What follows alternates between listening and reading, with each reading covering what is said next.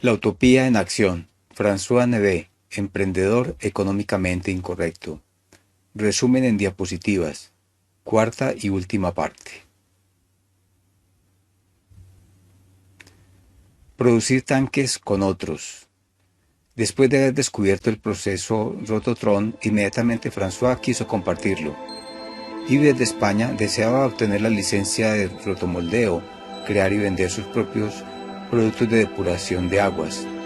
François, a finales del 70, despachó a España un camión cargado con tanques de varios tamaños y además llenos de materia prima para fabricar más tanques. En los años 90, François viajó a Varsovia, Polonia. No solo les venderé mis tanques, sino que además les enseñaré a fabricarlos. François veía siempre a lo lejos. Su política era darle autonomía a las personas con las que trataba. La dependencia a largo plazo no permite el desarrollo de los negocios. Pronto, por la gestión de uno de los amigos polacos, se organizó un encuentro con una persona cercana al ministro del Medio Ambiente en Varsovia. François presentó sus productos y muy pronto se convirtió en el técnico acreditado del Ministerio del Medio Ambiente. Su procedimiento y la sociedad Neves Polaca fueron incluidos en todas las revistas técnicas patrocinadas por el ministerio. Jean Dieudonné había huido de Ruanda, su tierra natal. Después de 20 años de exilio, había llegado a Francia en el 91 y en Tolosa se había especializado en obstetricia y ginecología. En ese tiempo conoció a François por medio de unos amigos comunes. François sintió una punzada en el corazón viendo a aquel hombre que el sufrimiento no lo había quebrantado. Jean sabía que su permanencia en Francia era temporal. Un día regresaría, habiendo tanta necesidad de médicos allá en África. 4 años después del terrible genocidio que golpeó su país, en el 98, Jean, antes de dejar Francia, fue a visitar a los esposos Neve y François le hace una pregunta: ¿quieres hacer lo mismo que yo hago pero en Ruanda? Jean Dieudonné no podía creer lo que escuchaba. Era ginecólogo, estaba por montar una pequeña clínica con otros colegas suyos y François le proponía que hiciera rotomoldeo. Un tiempo después recibe una llamada de François: no te preocupes, lo he organizado todo, te envío a mi hermano Jean-Michel. En un mes dará inicio a algo para ti.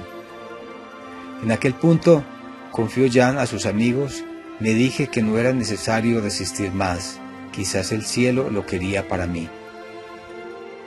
Era necesario enseñar a trabajar primero al estilo africano, pero también al estilo francés, dijo Jean-Michel, que esperaba conciliar los dos estilos. Jean-Michel formó un electricista, un soldador y un mecánico, y entre los 4 fabricaron los primeros tanques sépticos, además de cisternas de agua y contenedores. Había nacido Rotosaiwa, Rotomoldeo y Saneamiento Ruanda, a 3 kilómetros del policlínico El Encuentro.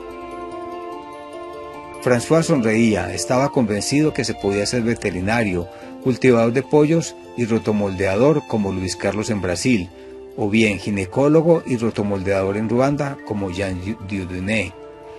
Para François, el rotomoldeo era el procedimiento más simple del mundo, el más universal. De América a África, según François, la aventura era siempre nacer y renacer juntos. Después de la bomba de la economía de comunión del 91 en Brasil, un grupo de emprendedores se había puesto en marcha. Pero en Francia, ¿cuántos eran? Aquellos que habían escuchado la propuesta no eran muchos, pero cada uno había tratado de aceptar el desafío a su modo. No eran pensadores, no eran grandes industriales, eran emprendedores, hombres y mujeres de buena voluntad. Todos conocían a François, lo veían jugar a 2 tableros de ajedrez. En Francia, con los establecimientos Neve, había participado desde el inicio en la economía de comunión, pero al mismo tiempo veían a François en viaje al menos 3 veces al año para desarrollar Rotogine en Brasil. Y cada uno trazaba su propio camino, consciente de la importancia de las palabras. Un triple desafío los envolvía: filosofía original, filantropía gozosa y una nueva finanza, la non finanza. Para ello la palabra finanzas podía escribirse con la F de filosofía y filantropía para convertirse en una verdadera finanza. La primera mujer francesa en querer comprometerse en esta nueva economía fue Catherine, quien producía miel. Otro emprendedor, Philippe, llevaba adelante la crianza de conejos a nivel industrial. Un tiempo después, una pareja, Chantal y José, se tomaron la tarea de reunir a aquellos emprendedores en una primera cena debate. Al inicio del 98, en París, delante de unas 50 personas, Catherine la apicultora, Philippe el criador de conejos y François el especialista en depuración donaban a los otros su experiencia. Catherine daba empleo a una sola persona, Philippe a 5 y François a unas 100 en Francia. Catherine confirmaba que era útil donar cada experiencia y que entre ellos no había ninguna diferencia. Durante el debate, Chantal y José, coordinadores del proyecto EDC en Francia, notaron un cambio de actitud en el grupo. Cada uno se ha motivado a vivir en comunión. No somos nosotros los coordinadores los garantes, sino François que nos da un plus, quizás porque por su experiencia brasileña conoce mejor que nosotros la importancia de la vida en unidad, vital para los emprendedores. Mónica, directora de recursos humanos de una importante empresa de moda, resume la disponibilidad de François hacia todos. François compartía con nosotros todo lo que vivía, con optimismo, sin detenerse de frente a los obstáculos. No era nunca insensible con aquellos que estaban en dificultad y buscaba primero que todo un medio para ayudarlos concretamente, y además se puede decir que amaba poner en práctica el adagio de la economía de comunión: amar la empresa del otro como la propia. Margarita y Alberto se habían unido también a las reuniones de emprendedores de París. Estaban interesados en la realización de aquel proyecto de la economía de comunión en la libertad. Les gustaban estas últimas palabras, en la libertad. No habían de hecho reglas absolutas, el proyecto había nacido de la vida, no había un dogma de base, los emprendedores donaban de acuerdo con la buena salud de la empresa. Margarita y Alberto veían la energía de François que atravesaba el océano para hacer florecer un desierto, eran soñadores. François aprobaba los proyectos, los hacía nacer y los nutría. También Patience, una joven mujer ingeniera que trabajaba en obras públicas de Camerún, había sido seducida por la idea de la economía de comunión. Quiere inmediatamente hacer algo de más que su propio trabajo por su país. Después de haberlo pensado bien, se propuso crear una empresa de gallinas ponedoras. Era increíble, sin dinero y sin ningún conocimiento en el sector. Se puso en contacto con una asociación de emprendedores en Alemania, Solidar Capital. Esta asociación estaba compuesta por una veintena de emprendedores que habían unido sus capacidades y sus recursos financieros para sostener a los emprendedores que presentaran un proyecto. Solidar Capital se comprometía solo si los nuevos emprendedores observaban 5 reglas que caracterizaban la filosofía de la futura empresa. Retribuir a los dependientes con un salario justo y con una participación de los frutos del trabajo. Elegir el ser leales en las relaciones entre clientes y proveedores. Ser honestos hacia el Estado sin practicar fraudes fiscales. Respetar el medio ambiente y procurar obtener utilidades, siendo el objetivo final aquel de socorrer a los que sufren la pobreza. Al inicio del 2001, Solidar Capital, que ya había sostenido otros proyectos, ha considerado el de Patience conforme con sus criterios y ha decidido financiar la inversión. Desde entonces, Patience se ha preparado en sus nuevas responsabilidades de emprendedora y se puso a la búsqueda de colegas expertos en la materia.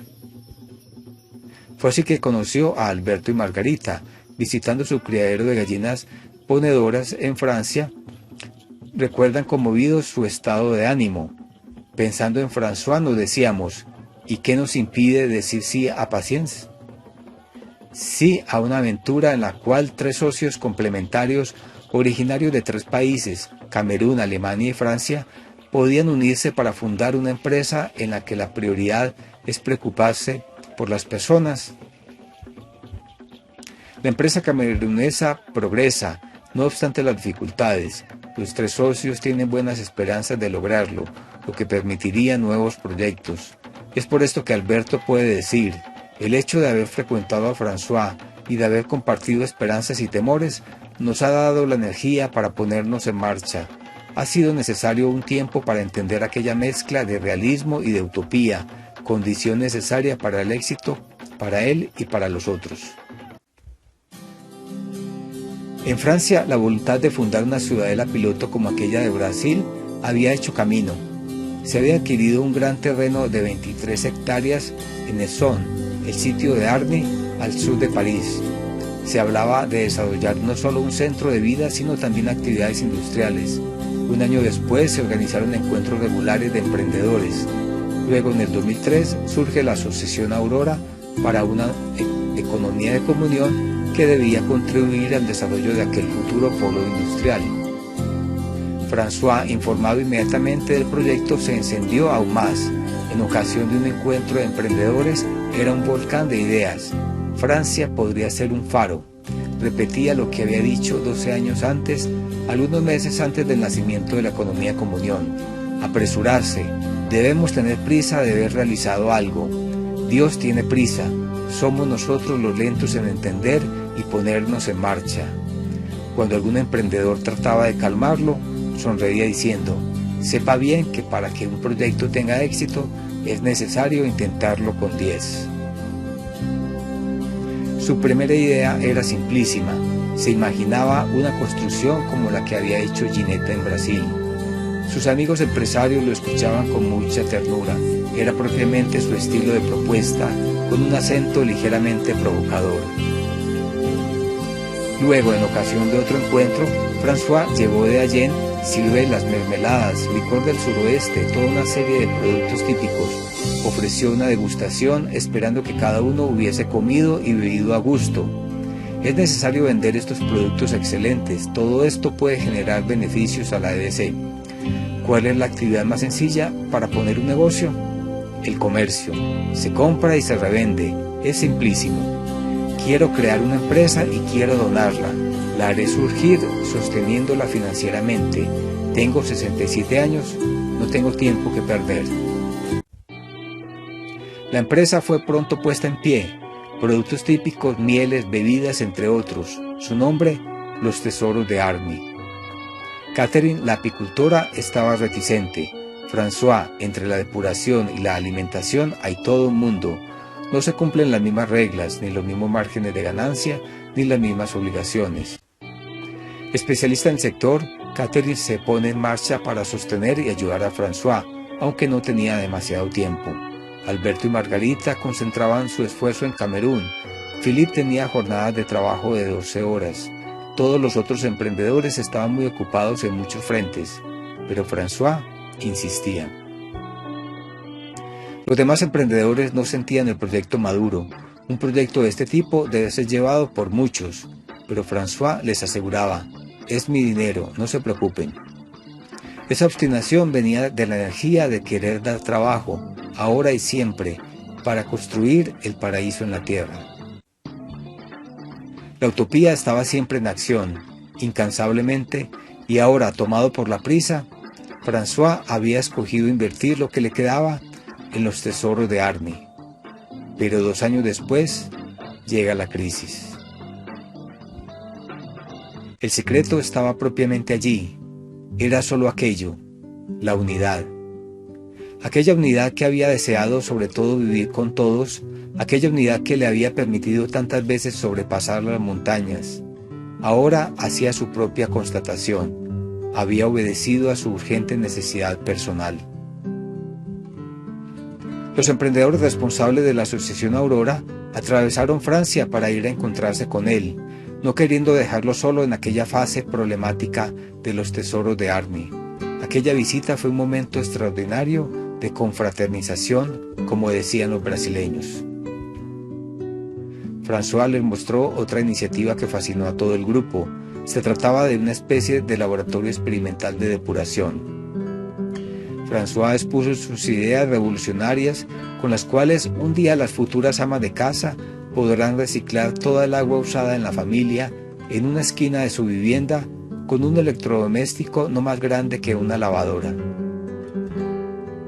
Al final del día se imponía una sola realidad: La unidad entre todos ellos no se había afectado, aunque si François había querido avanzar, mientras sentía que los demás lo estaban frenando, una parte de su fracaso estaba ligado al hecho de no haber tenido tiempo para dedicarse a aquel negocio.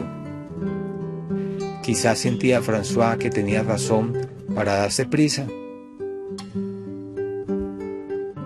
Permanecer en contacto y comunicar siempre la vida que lo animaba se había convertido para François en la prioridad de las prioridades, como se aprecia en la siguiente carta dirigida a los voluntarios, aquellos miembros del movimiento de los focolares con los que vivía en un modo particular esta comunión. No conozco el proyecto de Dios, Él puede pedirme mucho o poco. Yo he osado pedirle todos los días y lo hago todavía, que me dé la santidad y la gracia para acogerla.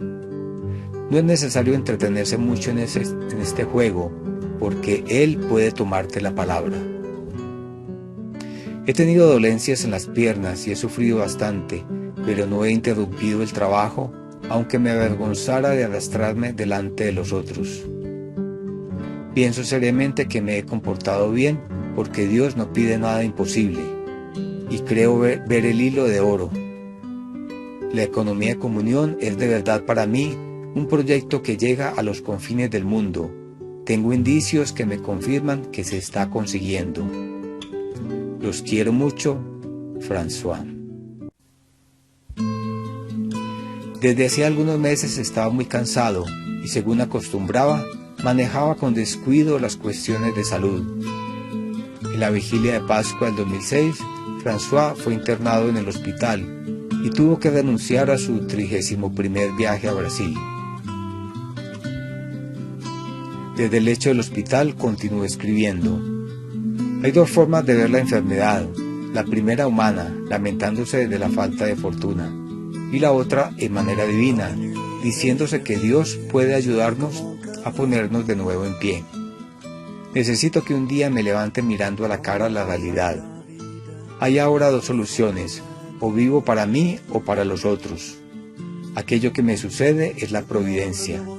Hay algo grande allí dentro. Me toca a mí continuar sin demasiadas quejas. Ofrezco todo por la economía de comunión. Incansable en el trabajo, expresión del compartir y de la comunión, estaba siempre orientado hacia los otros, pero ahora, ¿por qué François se preguntaba si vivía de verdad por los otros? No obstante el severo veredicto, François estaba confiado. Guiteau, la joven madre, susurra dulces palabras al pequeño François, que había venido al mundo en primavera como una promesa de renovación. 70 años después, Francisca murmura sobre el lecho del hospital de François aquellas palabras de amor que nunca mueren, instantes de eternidad entre ellos dos, secreto de su alianza. Este niño será un revolucionario, dice Jean-Jacques Nevé, el padre, viendo al pequeño François el día de su nacimiento. Janot, el amigo francés, José, el amigo brasileño, y centenares de personas sienten ahora su ausencia, como una danza al borde de un precipicio. ¿Dónde estás, François?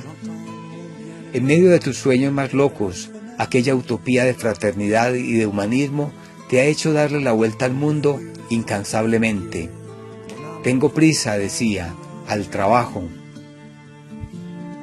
El clamor de la calle me hizo sentir la revuelta de la multitud en medio del Frente Popular, pero 70 años después, la multitud de todos los pequeños, los humildes, grita con la misma insistencia. François, tu protesta contra toda forma de injusticia es antes que nada un compromiso, pero tú no te detienes en la compasión resignada, solo te interesa la acción.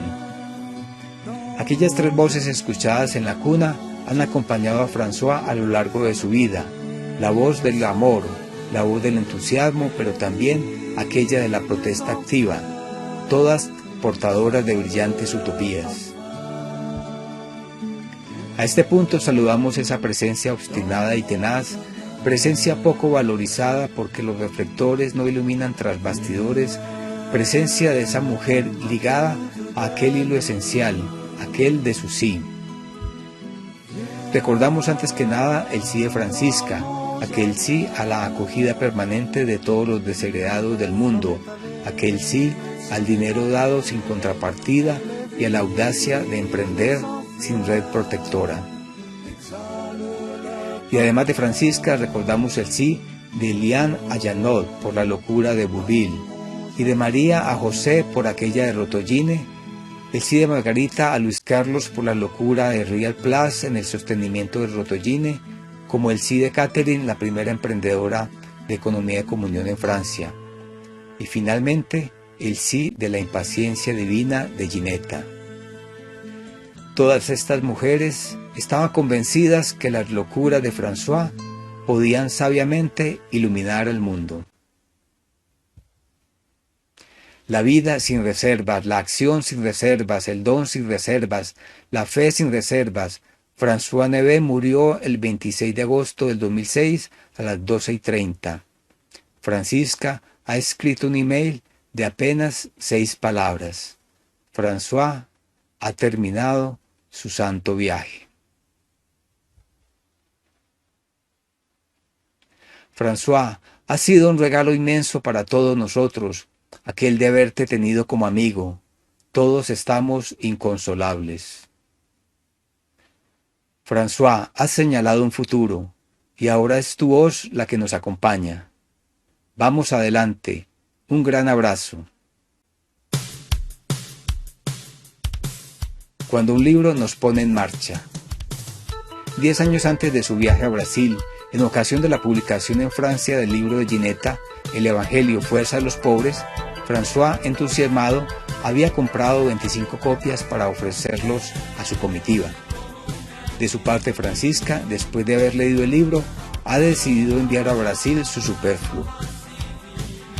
Gracias, Brasil, por haber infundido aquella degustación de paraíso. A François, que deseaba tanto construir el paraíso en la tierra, le fue dado acercarse a él, gracias a ti, aún antes de alcanzarlo. François Nevé, el mundo te pertenece. François está sobre todo en contacto con la tierra, con sus 2 manos, palpar, tocar, sentir, decir las cosas crudas, privadas de pensamiento, jugar a invertir las sílabas de las palabras, y aquí, la idea.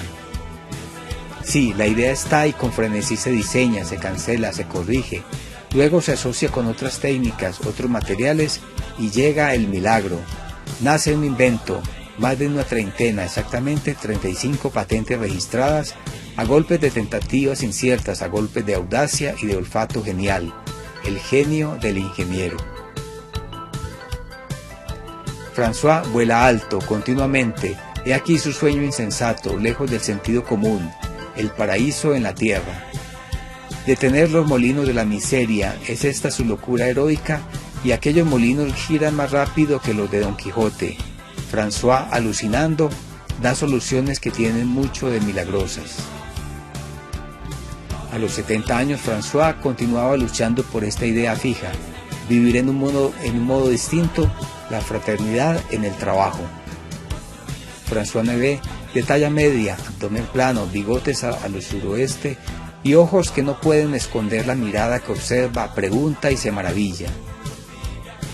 Azul, el color preferido de François. Su hermano Jean-Michel susurra, ha partido con su motocicleta azul al azul infinito.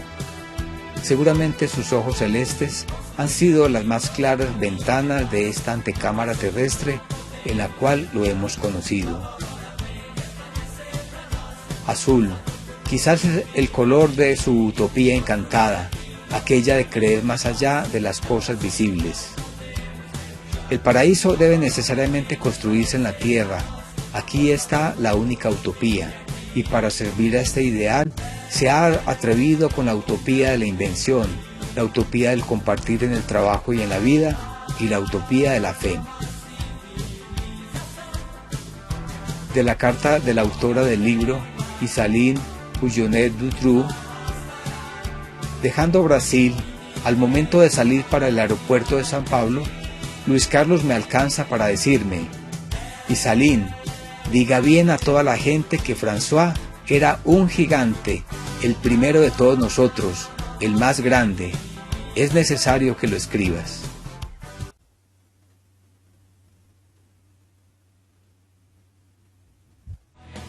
François Neve, inventor y emprendedor de éxito, desde el principio plantea la actividad de su empresa en modo de crear con todos, empleados, operarios, clientes e incluso competidores, relaciones en las cuales esté al centro la persona humana. Una utopía ha acompañado siempre su vida: crear el paraíso en la tierra. Entrando en contacto con el movimiento de los focolares, adhiere conservando su espíritu genial y sui generis, y poniendo a disposición su capacidad empresarial, que desde el 91 empeñará totalmente en el proyecto de la economía de comunión lanzado por Chiara Lubich durante un viaje a Brasil. Un poco a la vez busca la manera de dejar todas sus actividades en Francia para invertir en Brasil todo lo que tiene: capacidades, patentes, tecnología, dinero. Su vida, que terminó por una rápida enfermedad, deja tras de sí decenas y decenas de personas que han aprendido con él y de él un nuevo modo de trabajar juntos y crear empresa. La utopía en acción. François Neve, emprendedor económicamente incorrecto. Editorial Ciudad Nueva. Traducción libre al español y resumen en diapositivas realizada por quien habla, Carlos Ignacio Agudelo Betancourt.